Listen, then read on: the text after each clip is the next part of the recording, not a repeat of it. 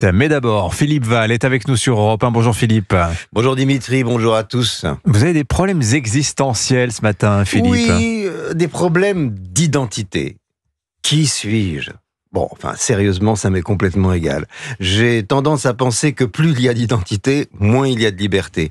Et je fais mien ce quatrain d'un poète allemand du XVIe siècle, Martinus von Biberach. Je viens, je ne sais d'où, je suis je ne sais qui, je meurs je ne sais quand, je vais je ne sais où, et je m'étonne d'être aussi joyeux. Mais pourtant, Philippe, l'identité, ça existe.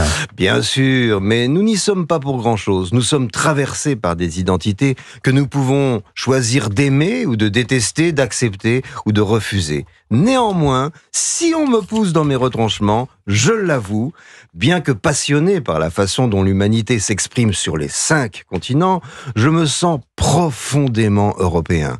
C'est pourquoi, dans le tonnerre de ricanement qu'a déclenché François Bayrou, qui désire élargir le débat du droit du sol en posant la question « Qu'est-ce qu'être français ?», je voudrais modestement faire entendre la toute petite voix de ma protestation, car je pense qu'au contraire, c'est un excellent débat qu'on aurait dû ouvrir depuis bien longtemps.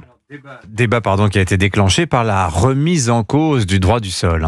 Oui, remettre en cause le droit du sol, c'est agiter un chiffon rouge, puisque déjà aujourd'hui, il n'est pas automatique, et la loi peut tout à fait y ajouter des conditions nécessaires comme l'apprentissage de la langue, la connaissance historique et l'adhésion aux valeurs constitutionnelles. L'avantage du droit du sol, c'est qu'à l'origine, il est le socle de l'universalisme.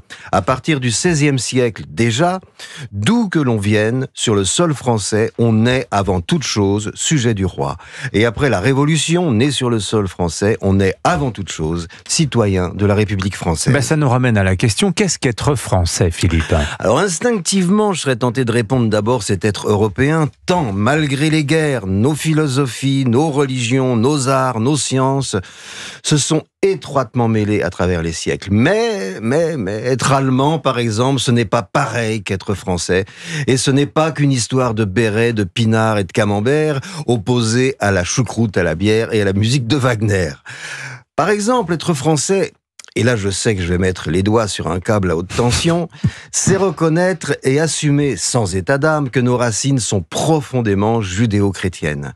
Les grands livres où s'élabore notre civilisation sont l'Iliade, l'Odyssée, la Bible et la philosophie grecque. Que l'on soit ou non juif ou chrétien, nous sommes pétris de cette histoire qui a permis à la science, aux arts et à l'esprit critique de se développer. J'insiste, Philippe, qu'est-ce qu'être français? Dès le XIIe siècle, en France, s'ouvre le débat sur le consentement des femmes au mariage.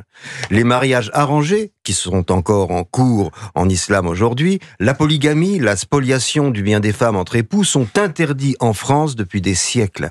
Être français, c'est vivre dans une société où, bon an mal an, le statut des femmes n'a cessé de tendre vers l'égalité des droits que la loi garantit aujourd'hui. Être français, c'est être du pays où la vérité a triomphé dans l'affaire Dreyfus. Le combat pour la séparation des pouvoirs spirituels et temporels, lui aussi, remonte au plus lointain Moyen-Âge pour aboutir à la fameuse loi de 1905 sur la séparation des églises et de l'État, première au monde du genre, laquelle, d'ailleurs, n'est pas pour rien dans l'émancipation des femmes. Alors s'il fallait une seule réponse qui engage chacun d'entre nous, du plus profond de sa conscience, quelle que soient nos convictions, être français, c'est d'abord et avant tout être laïque. Signature Europe 1, Philippe Val. Vous vous rappelez ce que répondait à cette question également Serge Gainsbourg? Qui suis-je? Chou ici ou dans la blanche écume Varech sur la plage de Malibu? C'est magnifique. Sur la plage de Douarnenez. Magnifique. Signature Europe 1, Philippe Val. Merci beaucoup, Philippe.